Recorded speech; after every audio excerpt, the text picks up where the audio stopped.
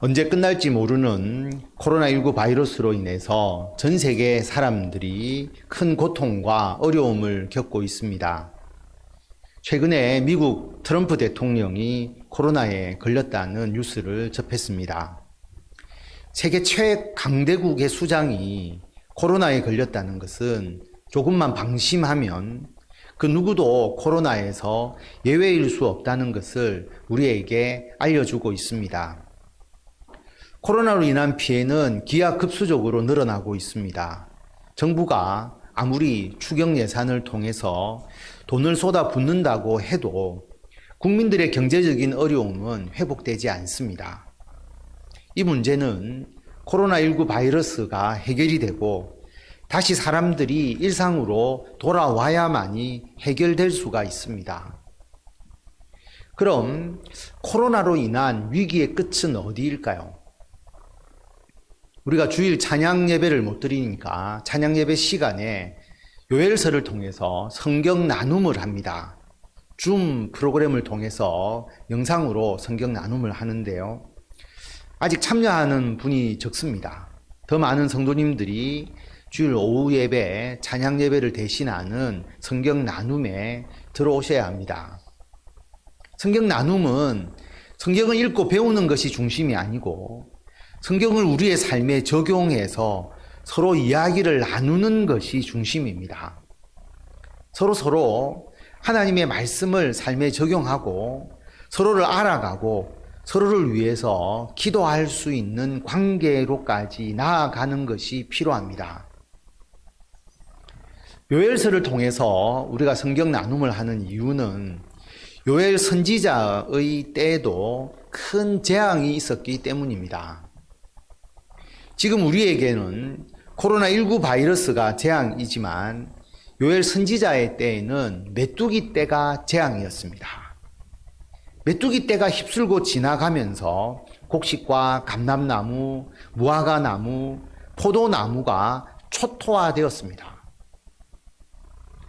요엘서 1장 4절에 보면 팥중이가 남긴 것을 메뚜기가 먹고 메뚜기가 남긴 것을 느치가 먹고 느치가 남긴 것을 황충이 먹었도다. 들이 내 포도나무를 멸하며 내 무화과나무를 긁어 말갛게 벗겨서 버리니 그 모든 가지가 하얗게 되었도다.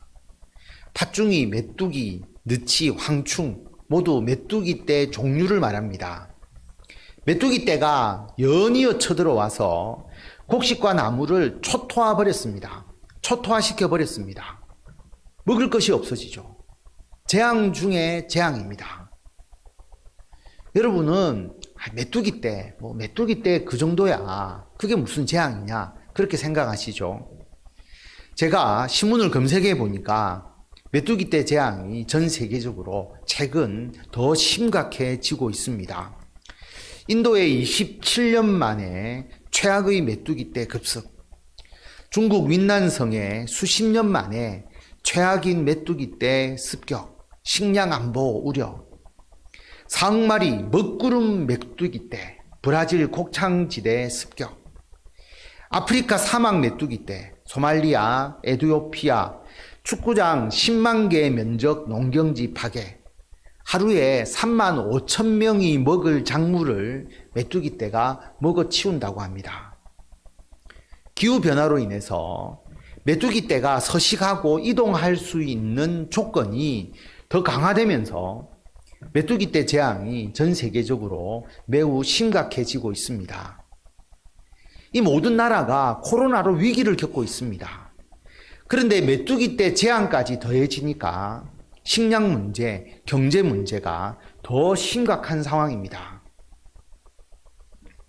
요엘 선지자 당시에도 이 메뚜기 떼 재앙으로 곡식, 포도나무, 무화과나무, 감람나무가 초토화되고 황폐화되어 버렸습니다. 그러니까 곡식도 없고 무화과나무 열매도 없고 포도주도 없죠. 포도나무가 열매를 맺지 못하니까. 그리고 감람류도 없습니다. 소재와 전제를 하나님께 드릴 수 없습니다. 소재는 곡식으로 하나님께 예물을 드리고요. 전제는 포도주를 부어서 하나님께 예배를 드리는 의식인데 곡식도 없고 포도주도 없으니까 하나님께 예배를 드릴 수가 없는 겁니다. 지금 코로나로 인해서 우리가 예배를 온전히 제대로 드리지 못하는 것과 비슷한 상황입니다. 세계 각국 정부는 메뚜기 떼 재앙을 막기 위해서 항공 방제를 해서 메뚜기 떼를 분산시키려고 합니다. 그러나 역부족입니다. 코로나19 바이러스를 막기 위해서 마스크 끼고 손 소독하고 사회적 거리 두기 하고 방역에 힘쓰고 있습니다. 그러나 이것 역시 한계가 있습니다. 그럼 어떻게 이 재앙을 해결할 수가 있습니까? 메뚜기 떼 재앙이 일어나는 상황에서 하나님께서는 요엘 선지자를 통해서 이스라엘 백성들에게 이렇게 말씀하셨습니다. 요엘 2장 13절 말씀을 보면 너희는 옷을 찢지 말고 마음을 찢고 너희 하나님 여호와께로 돌아올지어다. 너희는 시온에서 나팔을 불어 거룩한 금식일을 정하고 성회를 소집하라.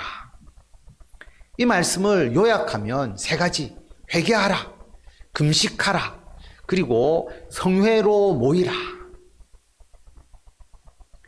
코로나나 또 메뚜기 떼 재앙을 방역을 통해서 일시적으로 막을 수 있을지는 모르지만 근본 대책은 될 수가 없습니다.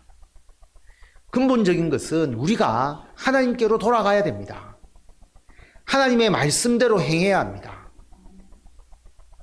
제가 말씀을 드렸죠. 코로나가 발생된 이유가 개발로 인해서 인간의 무분별한 자연 파괴가 일어났습니다. 박쥐의 서식지가 파괴가 되죠. 그래서 박쥐와 짐승이 접촉하게 되고 그 짐승이 다시 사람과 접촉하게 되어서 코로나 바이러스가 전파되었습니다. 메뚜기 때 기후변화로 인해서 비가 많이 내리고 온도가 높아지게 되니까 메뚜기 떼가 급증했다라고 하는 겁니다. 이 모든 것의 근원은 인간의 욕망에 있습니다. 인간의 탐욕이 더 넓은 땅을 개발하고 또 개발합니다. 석유와 같이 화석 연료를 많이 쓰니까 이산화탄소를 더 많이 배출합니다. 지구온난화가 심해집니다. 문제는 뭐냐 하면 아무리 경고해도 우리 인간이 이 욕망을 줄이지 못한다는 데 있습니다. 이 문제를 해결하지 않고서는 각종 재앙이 일어나는 근본적인 문제를 해결할 수가 없습니다. 성도 여러분, 우리가 하나님께로 돌아가야 합니다. 회개하고 금식하고 거룩한 성회로 모여야 합니다. 회개는 우리의 잘못에 대해서 깨닫는 겁니다. 우리가 무엇을 잘못했는지를 깨달아야 합니다.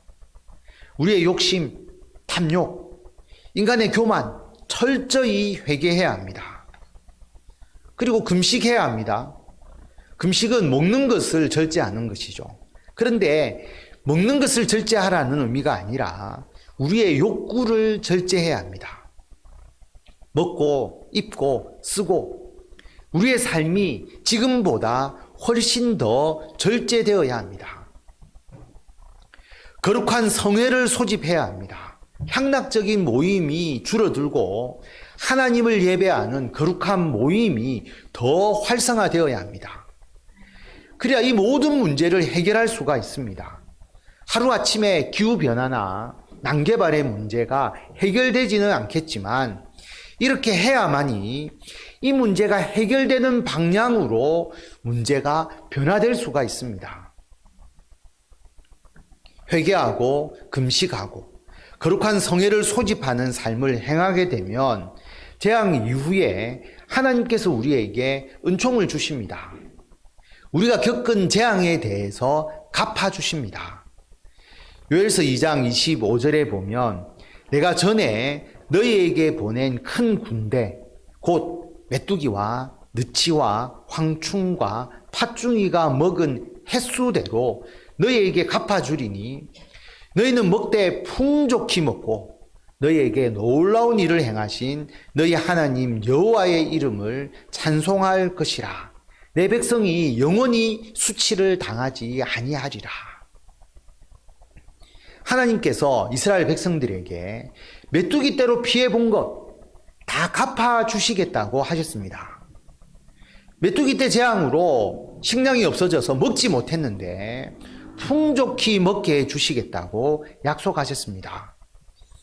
요엘서 2장 19절에 보면 여호와께서 그들에게 응답하여 이르시기를 내가 너희에게 곡식과 새 포도주와 기름을 주리니 너희가 이로 말미암아 흡족하리라. 곡식과 새 포도주, 기름은 감람나무에서 나오는 감람유, 올리브유를 말하죠. 이것을 흡족하게 풍족하게 주시겠다고 말씀하십니다. 우리가 코로나로 인해서 많은 손해를 보았습니다. 그런데 하나님께서 코로나로 인한 손해를 갚아주시겠다고 말씀하십니다. 단 조건이 있습니다. 회개하고 금식하고 거룩한 성회로 모여야 합니다. 성도 여러분, 우리 회개합시다. 하나님께로 돌아갑시다. 그리고 금식하고 절제합시다. 세상적 욕망은 더 줄이고 성령의 인도하심에 따라서 살아갑시다. 그리고 거룩한 성회로 더 모이기에 힘씁시다. 더욱더 간절히 하나님을 찾읍시다. 더욱더 교회로 그리고 영상으로도 모이면서 하나님을 예배합시다. 그러면 하나님께서 코로나로 인한 손해를 갚아주십니다. 기업을 하시는 분이 항상 이익이 날 수는 없습니다. 어떤 때는 손해가 발생할 수도 있죠. 연구 개발을 하거나 제품을 준비할 때 창업 초기에 항상 마이너스입니다. 여름에 장사가 잘 되는 사업을 하시는 분은 겨울에 장사가 안 될 수 있습니다. 그런데 일시적으로 손해가 나더라도 나중에 그 손해를 만회할 정도로 잘 되어서 1년을 통틀어서 흑자가 나면 됩니다. 1년을 손해를 보더라도 그 다음에 해 흑자가 나면 됩니다. 손해본 것을 만회만 할 수 있다면 사업이 잘 된 것입니다.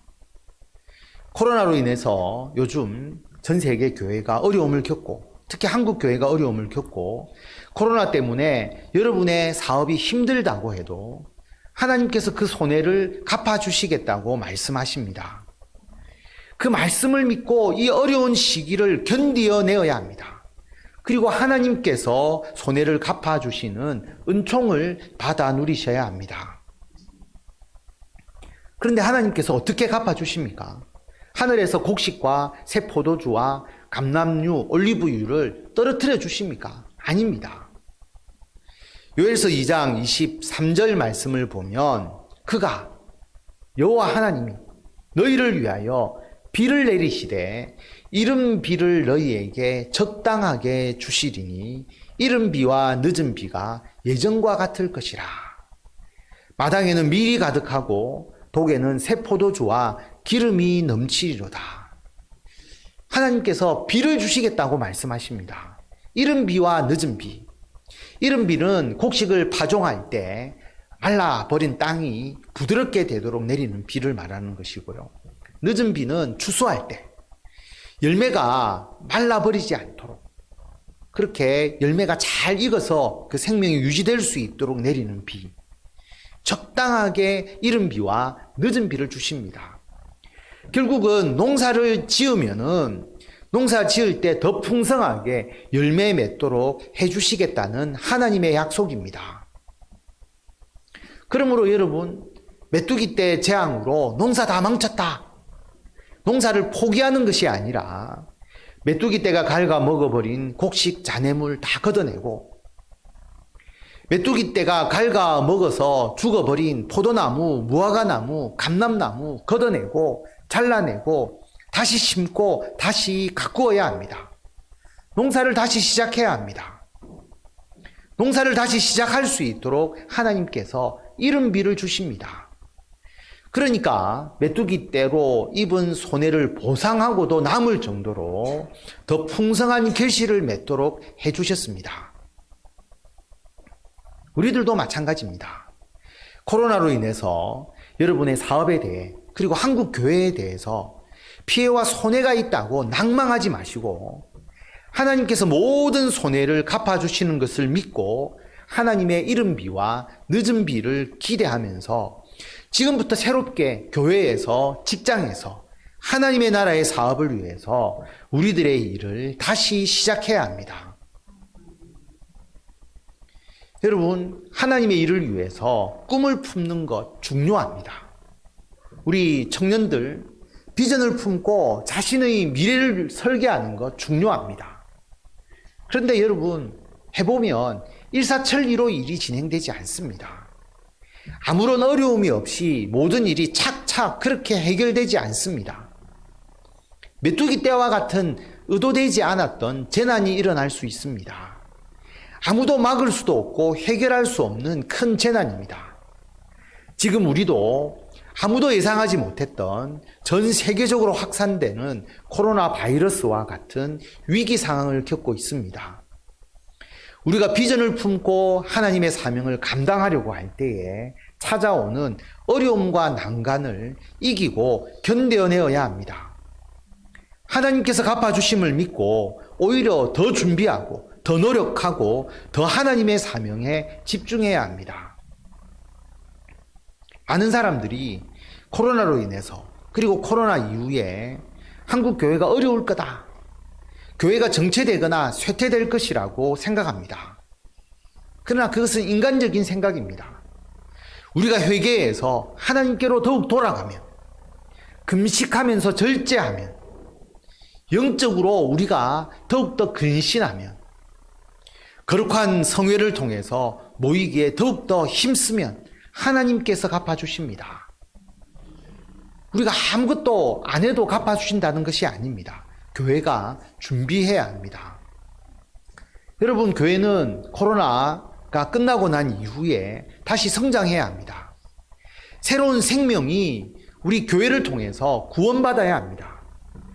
세상에서 상처 입고 죽어져가는 영혼이 우리 교회를 통해서 예수 그리스도의 사랑과 은혜를 깨닫고 예수님의 자녀로 다시 태어나야 합니다. 그러나 여러분, 코로나 이후에 교회가 이 사명을 감당하면서 성장하기 위해서는 코로나 시기에도 구역이 활성화되고 여전도회, 남전도회, 그리고 청년회가 자리 잡고 우리 모두가 발벗고 나서서 교회를 위해서 헌신하고 성도들에게 사랑과 봉사를 베풀어야 코로나 이후에 교회가 제대로 성장할 수가 있습니다. 지금 코로나 시대에도 우리가 씨를 뿌리고 심고 가꾸어야 합니다. 지금부터 그릇을 준비해야 나중에 양식을 담을 수가 있습니다. 그동안 우리가 사랑하는 사람을 초청하는 사랑과 행복의 초대 행사를 한 해도 빠짐없이 개최했습니다. 금년도에는 이 행사를 개최하지 못합니다. 그럼 우리가 가만히 있어야 합니까? 지금은 교회로 와서 직접 대면해서 예배 드리지 못한다고 해서 우리가 그들을 위해서 기도하지 않고 예수님의 복음을 전하지 않고 예배 영상을 카톡이나 또 문자로 보내어서 영적인 교류를 하지 않는다면 코로나가 끝나고 교회에 올 수 있게 되었을 때에 아무도 전도할 수가 없습니다. 지금부터 관계를 지속적으로 맺고 계속 복음을 전해야 코로나가 끝나서 자유롭게 교회에 모일 수 있을 때에 우리가 전도하고 그들을 양육할 수가 있습니다. 지금 전도하지 못한다고 해도, 지금 예배 모임이 어렵다고 해도 하나님은 나중에 그 모든 것을 갚아주십니다. 그러므로 금년도에 사랑과 행복의 초대 행사를 하지 못한다 해도 여러분은 계속 최소한 한 명 이상을 전도하고 한 명 이상을 지속적으로 양육하셔야 합니다. 우리 교회는 코로나19 바이러스 이후를 준비합니다. 교회가 움츠러드는 것이 아니라 오히려 코로나 바이러스 이후를 준비하면서 하나님의 나라를 위해서 더 뿌리고 더 심고 더 가꾸어 나가려고 합니다. 예수님을 믿고 구원을 얻는 이 복음을 지금 더 많은 사람들에게 알려야 합니다. 예수님을 믿고 하나님의 복과 은총을 받아 누리는 이 삶을 지금 더 많은 사람이 누리게 해야 합니다. 장 목사님과 강 목사님이 나이가 같으셔서 올해에 65세 정년 퇴임을 하시는데 우리가 부교육자는 65세가 정년이 되어 있어서 그렇습니다. 이 후임을 고민하다가 전임 전도사나 또는 부목사님, 어쨌든 전임 사역자를 두어서 하나님의 나라에 더 집중하자, 그렇게 저희들이 결정을 해서 준비하고 있습니다. 왜냐하면 더 많은 일을 하고자 하는 목적 때문에 그렇습니다. 여러분이 우리 교회를 위해서 더 기도하시고 함께 힘을 더해 주셔야 합니다. 우리 교회의 사역의 내용이 더 확장되도록, 더 많은 사람에게 예수 그리스도의 복음을 전하도록, 더 열심히 하나님의 나라의 일을 더 할 수 있도록 여러분 기도해 주셔야 합니다. 사업이나 직장 생활 하시는 분도 마찬가지입니다. 코로나로 사업이 힘들다, 생활이 어렵다라고 생각하지 마시고, 코로나 이후에 사업 환경이 변화되고 다시 경제가 활성화될 때를 대비해서 지금부터 비전을 세우고 기도하면서 준비하셔야 합니다. 기도해보면 준비할 것이 정말 많습니다. 예를 들어서 음식점을 해도 매장에서 먹는 것보다 포장과 배달이 더 중점이 된다면 포장 배달만 해서 끝나는 게 아니거든요. 음식의 구성이 바뀝니다. 왜냐하면 포장 방식을 고려해야 되니까, 고려하다 보면 음식 세팅이 바뀌죠. 재료의 구성이 달라집니다. 매장에 와서 먹을 때도 사회적 거리두기나 또 사람들이 어떤 개인의 공간을 더 중요하게 여긴다면 좌석 배치와 손님 관리가 달라지게 되죠. 그리고 사람들이 밖에 나가서 음식을 먹을 때, 또 배달해서 먹을 때 좋아하는 음식, 찾아가서 먹는 음식이 다르고 배달해서 먹는 음식이 달라질 겁니다. 그러다 보면 매장 면적도 달라질 것이고요, 위치도 달라질 것이고요, 여러 가지 모든 세팅이 다 달라집니다. 그러니까 하나가 변하면 고려해야 될 많은 요소가 있다라고 하는 겁니다. 여러분, 코로나 이후에 하나님께서 우리의 손해를 갚아주시는데 우리가 그 은총을 누리기 위해서는 재난을 당하는 이 어려운 때에 지금 우리가 제대로 준비하고 열심을 다해야 합니다. 이스라엘의 두 번째 왕, 그리고 가장 위대한 왕인 다윗은 어릴 때 사무엘을 통해서 하나님께 왕이 될 것이라고 낙점을 받았습니다. 그 이후에 어린 나이에도 불구하고 블레셋과의 전쟁, 우리가 잘 아는 골리앗과의 싸움에서 승리를 거둡니다. 그리고 일약 스타가 되죠. 그리고 사울 왕의 딸과 결혼하게 됩니다. 왕의 사위가 된 거죠. 군사적으로 정치적으로 권력과 명예를 동시에 움켜쥐게 되었습니다. 그런데 다윗이 힘을 가지고 백성들의 지지를 받으니까 사울 왕이 다윗을 죽이려고 합니다. 왕위를 자기 아들에게 물려주고 싶지 다윗에게 물려주기 싫은 거예요. 그래서 사울 왕이 다윗을 죽이려고 하니까 다윗이 사울 왕을 피해서 광야를 떠돌아다니며 도망다니게 됩니다. 왕의 사위, 그리고 군사 지도자의 명예와 권력도 다 사라졌습니다. 아무것도 없는 광야의 떠돌이 신세가 되었습니다. 이것은 다윗에게는 인생의 재난입니다. 다윗이 어떻게 할 수 없는 너무나도 큰 환난이고 난관입니다.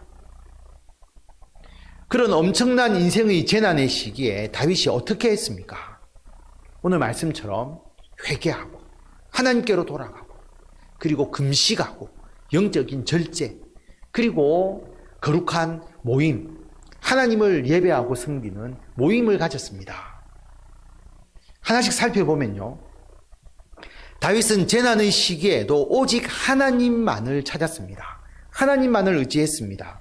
시편 57편을 보면 제목이 달려 있는데, 다윗이 사울을 피하여 굴에 있던 때에, 광야의 아둘람 굴에 숨어 있을 때에, 다윗이 피해 다녔을 때 그의 시편입니다. 하나님이여 내게 은혜를 베푸소서, 내게 은혜를 베푸소서. 내 영혼이 주께로 피하되 주의 날개의 그늘 아래에서 이 재앙들이 지나가기까지 피하리이다. 내가 지존하신 하나님께 부르짖으며 곧 나를 위하여 모든 것을 이루시는 하나님께로다. 다윗은 하나님의 은혜를 간구합니다. 이 재난이 지나가기까지 나는 하나님의 날개 아래에 피하겠습니다. 나를 위하여 모든 것을 이루시는 하나님께 간구합니다. 다윗은 엄청난 인생의 재난 중에도 더욱더 하나님께로 돌아가고 하나님을 찾고 의지했습니다. 그리고 다윗은 광야 생활을 했습니다. 여러분, 광야에는 아무것도 없습니다. 극도로 절제된 생활입니다. 모든 것이 부족한 것이 광야입니다. 영적인 의미로 보면 금식과 같습니다.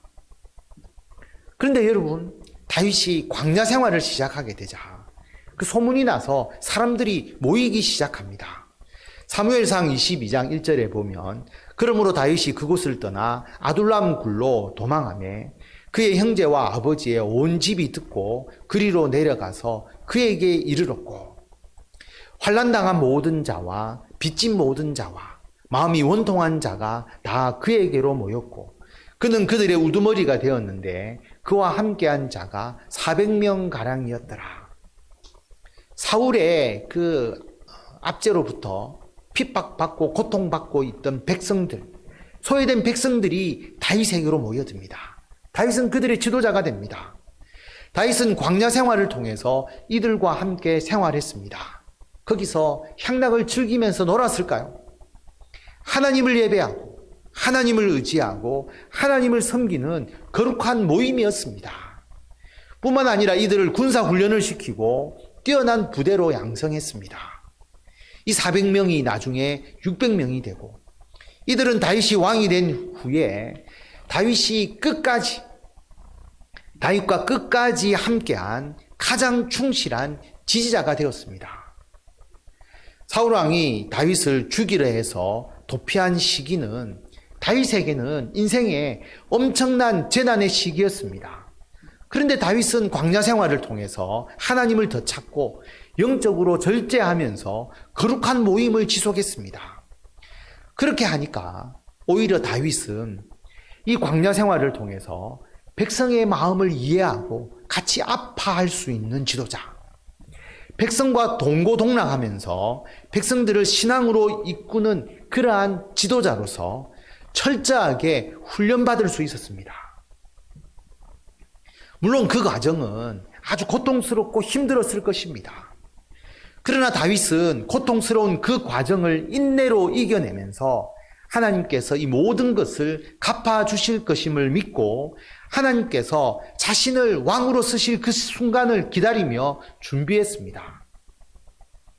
이 환난을 견디고 잘 준비를 하자 하나님께서는 이른 비와 늦은 비를 내려주셔서 다윗이 이스라엘의 두 번째 왕이 되게 하셨습니다. 유다의 왕이 되고 나중에 전 이스라엘의 왕이 됩니다. 사울을 피해서 도망 다닌 그 모든 고통과 환난을 다 보상해 주셨습니다. 왕이 된 것뿐만 아니라 가장 훌륭한 왕, 다윗의 혈통을 통해서 예수 그리스도를 인간으로 이 땅에 오게 하셔서 영원한 왕조, 예수 그리스도를 통해서 영원한 다윗 왕조를 이루게 하시는 놀라운 은총까지 부어주셨습니다. 성도 여러분, 지금은 재난의 시기입니다. 회개하고 하나님께로 돌아오시기 바랍니다. 영적으로 절제하고 금식하십시오. 예배와 성경 모임, 거룩한 성회에 참여하십시오.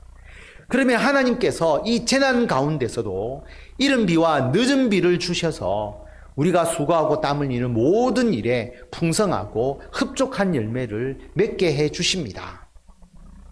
하나님께서 이른 비와 늦은 비로 갚아주심을 믿고 어렵고 힘든 지금 이때에 더욱더 하나님의 나라를 위해서 준비하시고 헌신하셔서 하나님께서 주시는 곡식과 새 포도주와 기름을 풍성하게 받아 누리시는 성도 여러분이 되시기를 바랍니다.